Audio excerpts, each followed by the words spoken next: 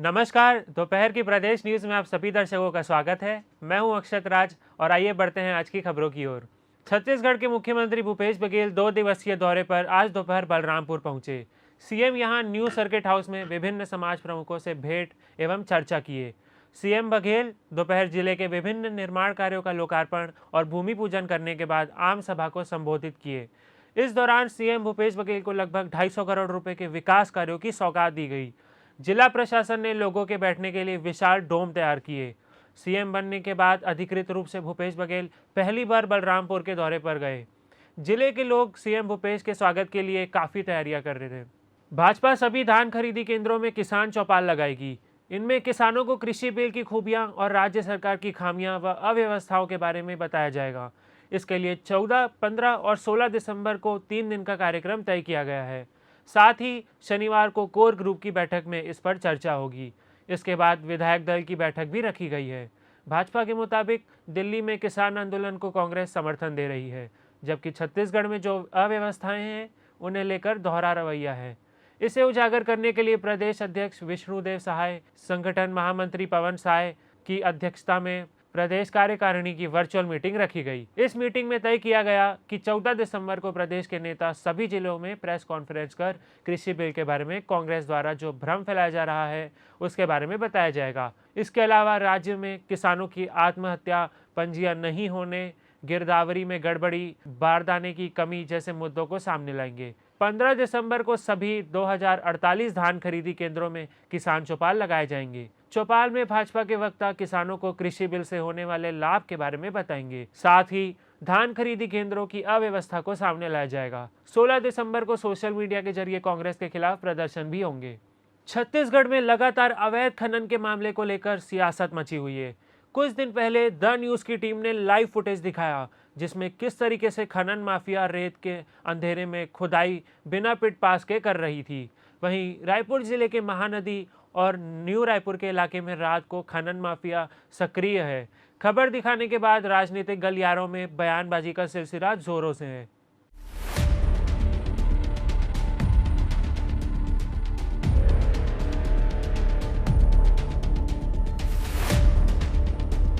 कांग्रेस की सत्ता को 2 साल पूरे होने वाले हैं। जब कांग्रेस सत्ता में नहीं थी तब वह विपक्ष की भूमिका निभा रही थी। तब पूर्ववर्ती सरकार को अवैध उत्खनन के बारे में बार बार निशाना साधने का काम करती थी और अवैध उत्खनन को रोकने के लिए वादों को लेकर सत्ता में काबिज हुई। लेकिन इस विडंबना मानिए कि आज भी उत्खनन हो रहा है। खनन माफिया रात के अंधेरे में लगातार सक्रिय है। मुख्यमंत्री भूपेश की हिदायत देने के बावजूद भी प्रदेश में अवैध उत्खनन पर लगाम नहीं कसी जा रही है, जिसके चलते खनन माफियों के हौसले और भी बुलंद होते जा रहे हैं। द न्यूज़ की टीम ग्राउंड जीरो पर पहुंची तो सारा नजारा कैमरे में कैद हो गया। हमने माफियाओं के मंसूबे को बेनकाब किया और प्रशासन को जगाने का प्रयास भी किया।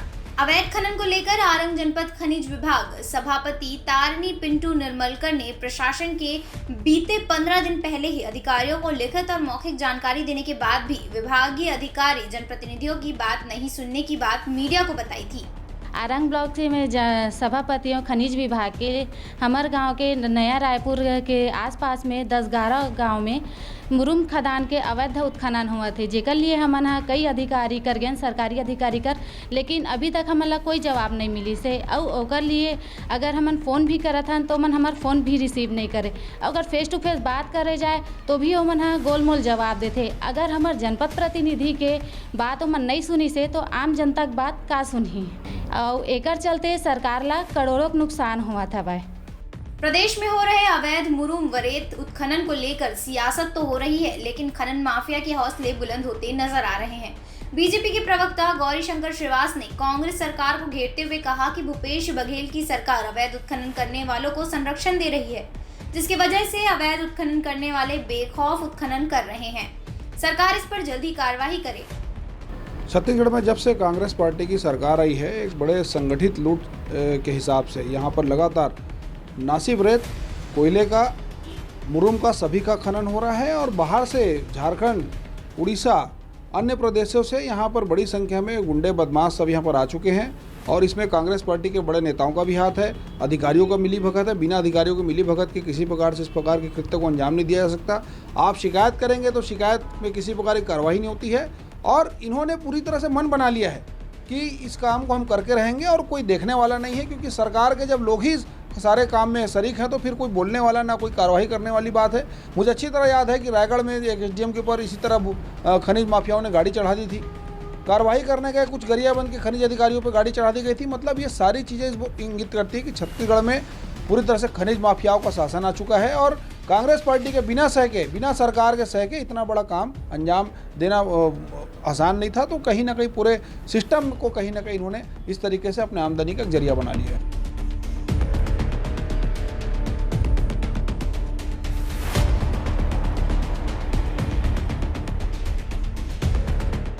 अवैध उत्खनन को लेकर कांग्रेस प्रवक्ता सुशील आनंद शुक्ला का कहना है कि जब से छत्तीसगढ़ में भूपेश बघेल सरकार में आई है तब से अवैध उत्खनन के मामलों में कमी आई है।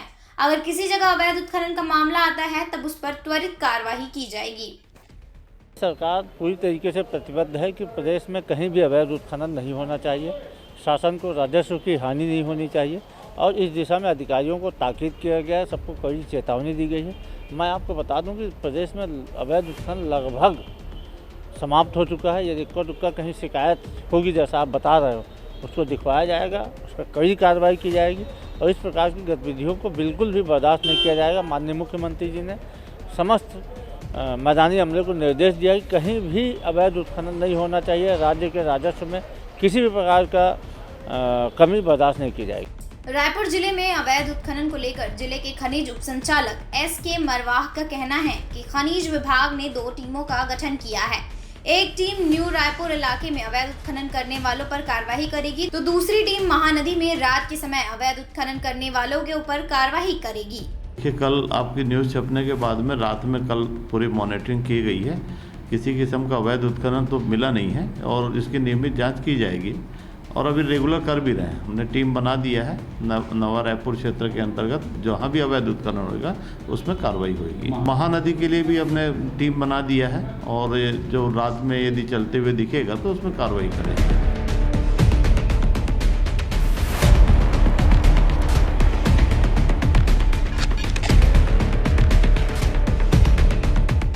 वीडियो जर्नलिस्ट सूर्यकांत गौतम के साथ तिलक देवांगन की रिपोर्ट। छत्तीसगढ़ शासन ने गौठानों में उत्पादित वर्मी कंपोस्ट की न्यूनतम बिक्री दर 8 रुपये प्रति किलो से बढ़ाकर न्यूनतम 10 रुपये प्रति किलोग्राम कर दी है। मुख्यमंत्री भूपेश बघेल के निर्देश पर कृषि उत्पादन आयुक्त ने इस आशय का आदेश जारी कर दिया है। ज्ञात है कि प्रदेश में इस साल हरेली पर्व से देश की अपनी तरह की पहली गोबर खरीदी की अभिनव योजना गोधन न्याय योजना प्रारंभ की गई है, जिसके तहत 2 रुपये प्रति किलोग्राम पर ग्रामीणों, किसानों और पशुपालकों से गोबर खरीदी की जा रही है।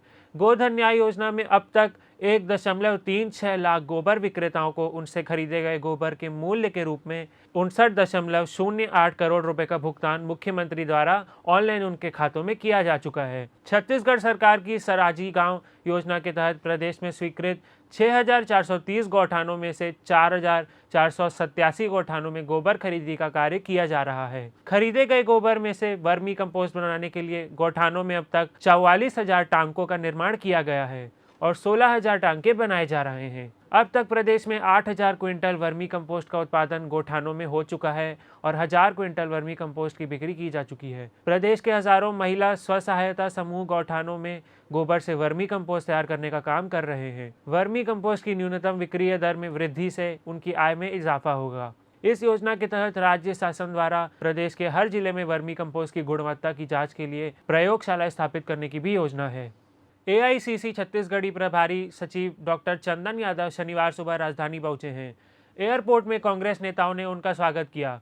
चंदन यादव से कांग्रेस सरकार के 2.5 साल के फॉर्मूले पर पूछने पर उन्होंने कहा कि मुझे इसकी जानकारी नहीं है, मेरा काम संगठन को मजबूत करना है। गौरतलब है कि डॉक्टर चंदन यादव आज राजीव भवन में संगठन नेताओं के साथ बैठक करेंगे।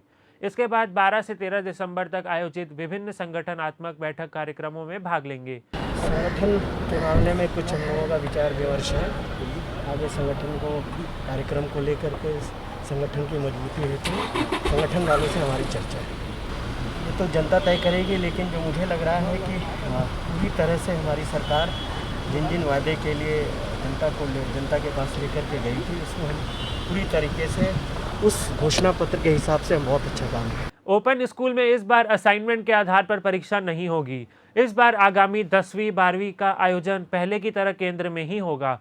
कोरोना संक्रमण की वजह से साल 2020 की मुख्य परीक्षा असाइनमेंट के आधार पर हुई थी। तब 10वीं और 12वीं दोनों कक्षाओं में 90% से अधिक छात्र पास हुए थे। अफसरों का कहना है कि ओपन स्कूल की मुख्य परीक्षा 2021 का आयोजन कब होगा यह तय नहीं है। माध्यमिक शिक्षा मंडल की बोर्ड परीक्षा के बाद यह परीक्षा होगी, लेकिन इस बार असाइनमेंट के आधार पर पेपर होने की संभावना कम दिख रही है, क्योंकि अभी सीजी बोर्ड की पूरक परीक्षा का आयोजन किया जा रहा है। यह परीक्षा छात्र पहले की तरह ही केंद्र में बैठकर दे रहे हैं, इसलिए संभावना है कि आगामी परीक्षा का आयोजन केंद्र में ही होगा। गौरतलब है कि छत्तीसगढ़ राज्य ओपन स्कूल की अवसर परीक्षा के लिए आवेदन की प्रक्रिया चल रही है। बिना विलंब शुल्क के साथ आवेदन 5 जनवरी तक भरे जा सकते हैं। राजधानी में 3 तलाक का एक मामला राजा तालाब इलाके में सामने आया है। 3 तलाक कानून बनने के बाद राजधानी रायपुर में एक महिला ने अपने पति के खिलाफ FIR दर्ज करवाई है। महिला से आरोपी जहीर खान ने 10 साल पहले प्रेम विवाह किया था। शादी के बाद से ही आरोपी उसे मानसिक और शारीरिक रूप से प्रताड़ित कर रहा था। इस मामले में पीड़िता की शिकायत के बाद आरोपी पति को पुलिस ने गिरफ्तार कर लिया है। आरोपी युवक की गिरफ्तारी के बाद राजधानी पुलिस की आंखें इसीलिए चौंधिया गई क्योंकि इसके खिलाफ पहले से ही कई मामले दर्ज हैं। आरोपी का नाम जहीर हुसैन बताया गया है। पीड़िता के मुताबिक उनकी 3 साल की बेटी भी है। आरोपी पीड़िता को जान से मारने की धमकी भी दे रहा था, साथ ही उसके साथ मारपीट भी करता था। पुलिस ने बताया कि आरोपी जहीर हुसैन के खिलाफ कई तरीके के अपराध दर्ज किए जा चुके हैं। राजधानी के इस आदतन आरोपी के खिलाफ सिविल लाइन थाना में 3 स्थायी वारंट भी दर्ज किए जा चुके हैं। अंतर्राष्ट्रीय बाजार के प्रभाव से शुक्रवार को फिर से सोना चांदी की कीमतों में गिरावटें आई है।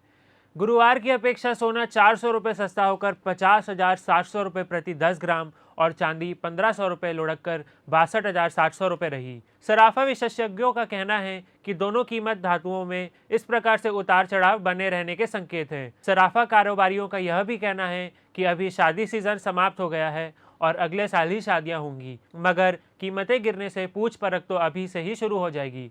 उपभोक्ताओं को भी दोनों बहुमूल्य धातुओं के दाम कम होने का इंतजार रहता है। संस्थानों में गहनों की नई रेंज के साथ ही चांदी की मूर्तियां, पाली मार्बल वाली मूर्तियां आई है। साथ ही कीमतों में तेजी के कारण नए फैशनेबल गहनों के साथ ही लाइट वेट गहने ही ज़्यादा उपलब्ध हैं। ग्राहकों को रिझाने के लिए ज्वेलर्स की तरफ से गहनों की बनवाई में विशेष छूट दी जा रही है। साल 2020 का आखिरी ग्रहण 14 दिसंबर को पड़ रहा है। यह सूर्य ग्रहण है जो शाम से शुरू होकर मध्य रात्रि तक रहेगा। भारत में दृश्य नहीं होने की वजह से इसका सूतक भी मान्य नहीं होगा। वहीं अगले साल 4 ग्रहण पड़ेंगे। हालांकि ये चारों मान्य नहीं होंगे, इसलिए 2021 को ग्रहण मुक्त साल भी कहा जा रहा है। ज्योतिषियों का कहना है कि ग्रहण के प्रभावहीन होने से कोरोना के मामले में कमी आएगी। साल 2020 का दूसरा और आखिरी सूर्य ग्रहण 14 दिसंबर को लगने वाला है। भारतीय समय के अनुसार यह ग्रहण शाम 7:03 से शुरू होकर मध्य रात्रि 12:23 बजे तक रहेगा। खास बात यह है कि मार्गशीर्ष अमावस्या तिथि पर लगने वाला यह ग्रहण भारत में दिखाई नहीं देगा। इसे केवल साउथ अमेरिका, साउथ अफ्रीका के साथ साथ प्रशांत महासागर के कुछ हिस्सों में ही देखा जा सकेगा। इससे पहले साल का आखिरी चंद्र ग्रहण कार्तिक पूर्णिमा पर लगा था। हालांकि इसका असर छत्तीसगढ़ के किसी हिस्से पर नहीं पड़ा। आज के प्रदेश खबर में बस इतना ही। आगे की खबरों के लिए देखते रहिए द न्यूज़।